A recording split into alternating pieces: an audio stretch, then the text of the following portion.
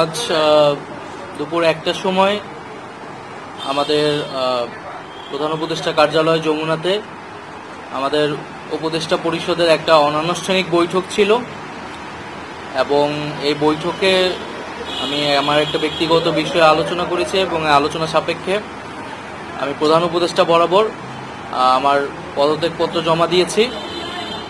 আমার যেই দুটি মন্ত্রণালয় ছিল, তথ্য ও সম্প্রচার এবং ডাক, টেলিযোগাযোগ এবং তথ্য প্রযুক্তি, দুইটি মন্ত্রণালয়ের দায়িত্ব থেকে আমি ইস্তফা দিয়েছি। এছাড়াও এই জুলাই ফাউন্ডেশন, জুলাই শহীদ স্মৃতি ফাউন্ডেশন সহ সরকারের যেই সকল কমিটিতে আমি ছিলাম, এই সকল কমিটি থেকে আমি সাথে সাথে একই সাথে ইস্তফা আমার হচ্ছে।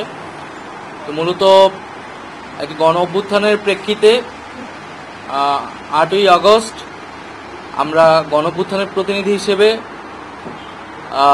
প্রথমে 2 জন এবং পরবর্তীতে আরও একজন, 3 জন অন্তর্বর্তী সরকারে দায়িত্ব নেই অন্যান্য উপদেষ্টাবৃন্দের সাথে। তখন দেশের জাতীয় নিরাপত্তা এবং গণ অভ্যুত্থানের আকাঙ্ক্ষা বাস্তবায়নের লক্ষ্যে আমাদের সেই সময় দায়িত্ব গ্রহণ করাটা আমাদের কাছে মনে হয়েছিল যৌক্তিক। গত 6-6.5 মাসের প্রেক্ষিতে সরকার কাজ করছে, হয়তো আমরা আশানুরূপ ফলাফল এখনো পাইনি, কিন্তু আমার কাছে মনে হয়েছে যে সরকারের একটা স্ট্যাবিলিটিতে সরকার এসেছে এবং ব্যক্তিগতভাবে সরকারের বাইরে যে দেশের বর্তমান যে পরিস্থিতি, সেই পরিস্থিতিতে একটি রাজনৈতিক শক্তির উত্থানের জন্য আমার রাজপথে থাকা প্রয়োজন, ছাত্র জনতার কাতারে থাকা প্রয়োজন এবং আমরা যে গণতান্ত্রিক পরিবর্তনের আকাঙ্ক্ষা করি, সেই আকাঙ্ক্ষার জন্য এবং আমার যে গণ অভ্যুত্থানে যে ছাত্র জনতা অংশগ্রহণ করেছে সেই শক্তিকে সংহত করতে আমি মনে করেছি যে আমার সরকারের থেকে আমার সরকারের বাইরে রাজপথে আমার ভূমিকা বেশি হবে এবং আমার বাইরে যারা আমাদের সহযোদ্ধা রয়েছেন তারাও এটি চান এবং সেই প্রেক্ষিতে আমি মূলত আজকে পদত্যাগপত্র জমা দিয়েছি। তো গত 6 মাসে আমি আমার জায়গা থেকে চেষ্টা করেছি কাজ করে যাওয়ার। 2টি মন্ত্রণালয়ের বাইরেও অনেক অতিরিক্ত দায়িত্ব আমাদের পালন করতে হয়েছে। আমরা চেষ্টা করেছি এবং মন্ত্রণালয়গুলোতেও আমরা কিছু কাজ করেছি, সেই কাজের ফলাফল হয়তো সামনে জনগণ পাবে। 6 মাস খুবই কম সময়, তারপরও আমি হয়তো চেষ্টা করেছি, আমার কাজ আর ফলাফল সেটা জনগণ মূল্যায়ন করবে। তো আজকে থেকে মূলত আমি সরকারের আর কোনো দায়িত্বে নেই, এটি মূলত বলার জন্য আপনাদেরকে আজকে আমরা 3টা কোশ্চেন নিব।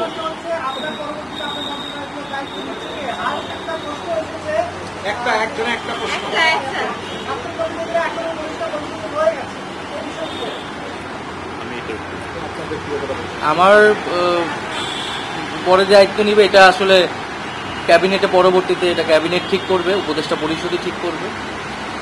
আর আমি আমার জায়গা থেকে মনে করেছি আমার বাইরের প্রয়োজন, বাট এখনও আমাদের গণ অভ্যুত্থানের আকাঙ্ক্ষা তো বাস্তবায়িত হয়নি। বিচার এবং সংস্কারের যে প্রতিশ্রুতি নিয়ে এই সরকার গঠিত হয়েছিল, ছাত্ররা এসেছিল, সেই প্রতিশ্রুতি পূরণে অন্য যে 2 জন রয়েছে তারা মনে করছে তাদের সরকারে এখনও দায়িত্ব রয়েছে, তারা এখনও সরকারে থেকেই জনগণকে সার্ভ করবে।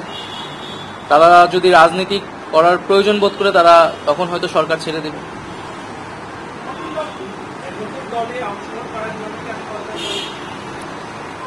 হ্যাঁ, নতুন যে রাজনৈতিক শক্তি এবং দল গঠন হচ্ছে, আমি সেখানে অংশগ্রহণ করতে আমার অভিপ্রায় আছে এবং জনগণের সাথে মিশে আবারও জনগণকে ঐক্যবদ্ধ করা এবং আমাদের যে গণ অভ্যুত্থান এর যে প্রতিশ্রুতি সেটা বাস্তবায়নে মাঠে থেকে কাজ করার লক্ষ্যেই আমি সরকার থেকে পদত্যাগ করছি। তাজওয়ার,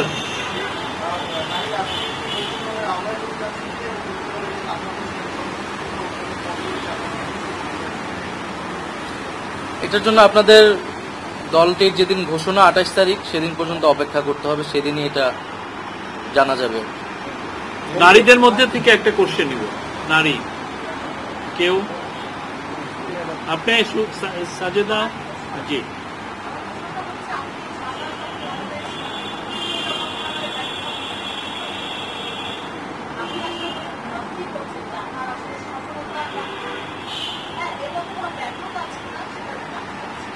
না, আমাদের তো অনেক সীমাবদ্ধতা ছিলই। আমরা সেই সীমাবদ্ধতাগুলো কাটানোর চেষ্টা করেছি সবসময়, এবং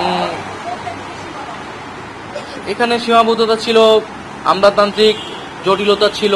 আমরা এসে এই ব্যুরোক্রেসিকে যেভাবে পেয়েছি, এখানে পুলিশ যে তার আত্মবিশ্বাসের ঘাটতি হয়েছে আন্দোলনের পরে, এবং একই সাথে এখানে এই জুলাই গণহত্যাকারীদের, জুলাইয়ের যারা গণহত্যাকারী তাদেরকে গ্রেফতারের বিষয়টা, বিচারের বিষয়টা, সেই বিষয়ে আমাদের কিছু সীমাবদ্ধতা থাকা সত্ত্বেও আমরা কাজ করেছি। আমি জনপ্রশাসন কমিটির একটা দায়িত্বে 2 সপ্তাহের মতো ছিলাম।